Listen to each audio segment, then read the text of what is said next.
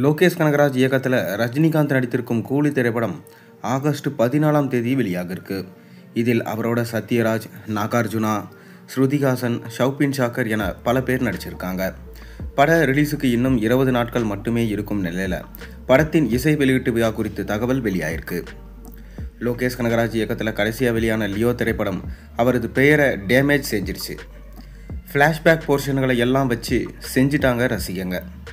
எனவே அடுத்த படத்தில் அந்த டேமேஜை எப்படியாவது சரி செய்து விட வேண்டும் என்ற நோக்கத்தில் இருக்கார்.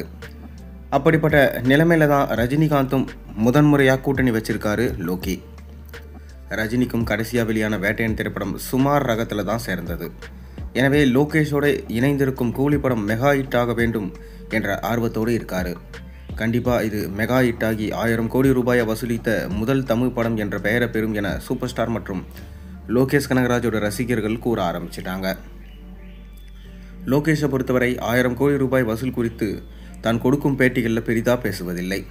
அதே சமயம் டிக்கெட்டுக்கு கொடுக்கும் பணத்திற்கு படம் ஒர்த்தா அமையும் என சொல்லிட்டு வராரு. மேலும் படம் ரிலீஸ் ஆன பிறகு தாய்லாந்துக்கு சென்று விடுவேன், இந்த நம்பர் விவாகரத்திலிருந்து தப்பிக்க வேண்டும் என அவர் கூறியிருப்பதும் குறிப்பிடத்தக்கது. படமானது ஆகஸ்ட் 14ஆம் தேதி ரிலீஸ் ஆகிருக்கு. இதுவரை படத்திலிருந்து 3 பாடல்கள் வெளியாகியிருக்கு.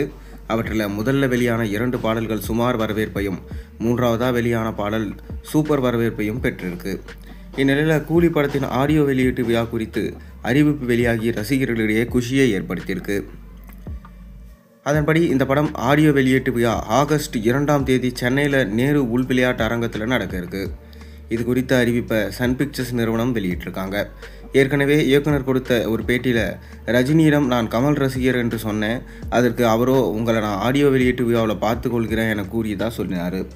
எனவே இந்த ஆடியோ வெளியீட்டு விழாவில் ரஜினிகாந்த் எப்படி பேச போகிறாரு, என்ன பேச போகிறாரு என்பதை பற்றி பார்க்க ரசிகர்கள் ஆவலோடு காத்து கொண்டு இருக்காங்க. மேலும் நீங்கள் கூலி படம் 1000 கோடி கலெக்ஷன் பண்ணுமா? கண்டிப்பாக கூலி படம் தமிழ் சினிமாவோட ஐகானிக் ஃபிலிமாக மாறுமா மாறாதா? உங்கள் கருத்துக்களை மறக்காமல் கீழே கமெண்ட்டில் சொல்லுங்கள். மேலும் சேனலில் போடுற ஒரு வீடியோஸும் பிடிச்சா மறக்காமல் சேனலுக்கு சப்ஸ்கிரைப் பண்ணி லைக் பண்ணுங்கள், பெல் ஐக்கனை ப்ரெஸ் பண்ணுங்கள். அப்போ தான் போடுற வீடியோஸ் எல்லாம் நோட்டிஃபிகேஷனாக வந்து சேரும்.